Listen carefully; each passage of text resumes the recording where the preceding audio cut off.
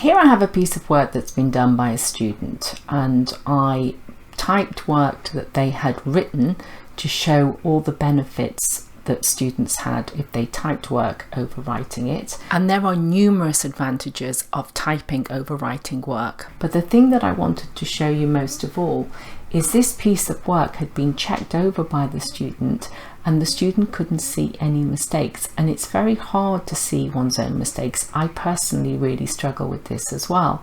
So I teach my students to listen to their work. And the way they listen to their work is they can highlight it and then come up here, and in the quick access toolbar I have an option to read aloud. So the person walking through the door is called Luke, age 11, and once I click that, this menu bar appears and I can go in and change settings. So I can change the speed a little, I can change the voice, and then we can jump forward, we can jump back, but I'll just press play again. Be the tallest boy in class. He's got a mop of red curly hair and freckles. Everyone like Luke because he always got joke to tell that makes us laugh. And I know that it's possible to hear that mistake even though we couldn't see it. So we've used Read Aloud functionality, not Immersive Reader. The reason why I've used Read Aloud is because correction is not possible in Immersive Reader.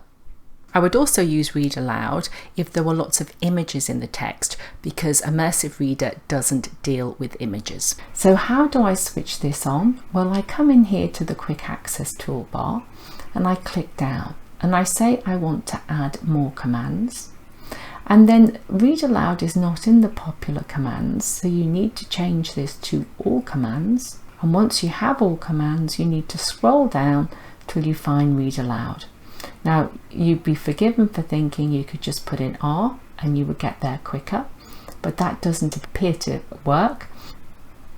And now we have Read Aloud. If we double click that, it was already there in this instance, but by double clicking it adds it here to what's available. When you press OK, it is now here for you to use at any time. And if I scroll down, I could just say, now let's have this bit read, and press Read Aloud again. Our teacher is called Mr. Fraser, but everybody calls him Fruit Loops because he is quick to... And that to me is the most helpful functionality of all. To be able to hear my work enables me to correct it and improve it. If students get into the habit of listening to their work and correcting it, chances are they'll get better grades. You might have noticed I've used a dyslexia friendly font. I'll show you how to download that and use them in Word documents in a future video.